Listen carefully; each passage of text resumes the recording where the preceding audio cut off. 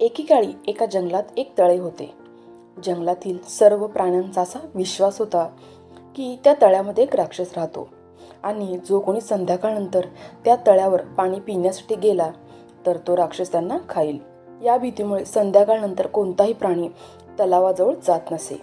एके दिवशी त्या जंगलात एक ससा आला. संध्याकाळनंतर तळ्याकडे जाऊ नको असे त्याला सांगायला सर्व प्राणी विसरले.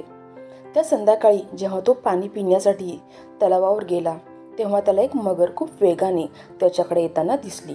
हे पाहून ससा जंगलाकडे खूप वेगाने पळाला. जेव्हा जंगलातील प्राण्यांनी त्याला पळताना पाहिले तेव्हा त्यांनी त्याचे कारण विचारले. ससा म्हणाला की जेव्हा मी पाणी पिण्यासाठी तलावावर गेलो तेव्हा मला एक मगर वेगाने माझ्याकडे येताना दिसली, म्हणून मी पळत पळत येथे आलो.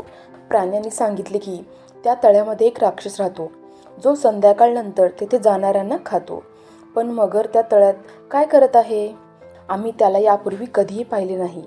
संध्याकाळनंतर त्या तळ्यात पाणी पिण्यासाठी जाणाऱ्या प्राण्यांना हा मगर तर खात नाही का? दुसऱ्या दिवशी संध्याकाळी सशासह सर्व प्राणी त्या तळ्याकडे गेले. सर्व प्राण्यांना येताना पाहून मगर पाण्यात लपला, पण त्याची पाठ अजूनही पाण्यावर दिसत होती. सशाला समजले की तो मगर आहे, पण इतर प्राण्यांना तो दगड वाटला. सशाने त्याच्या मेंदूचा वापर करून सर्व प्राण्यांना पटवून दिले.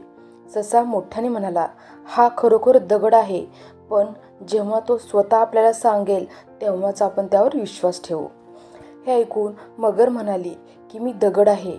हे ऐकून सर्व प्राण्यांना कळले की तो मगर आहे जो सर्व प्राण्यांना खातो. ससा मगरीला म्हणाला, तुला माहीत नाही का की दगड बोलत नाहीत? यानंतर जंगलातील सर्व प्राण्यांनी त्या मगरीला त्या तलावापासून हाकलून लावले. आता सर्व प्राणी आनंदाने राहू लागले. तात्पर्य: प्रत्येक समस्येवर उपाय असतो.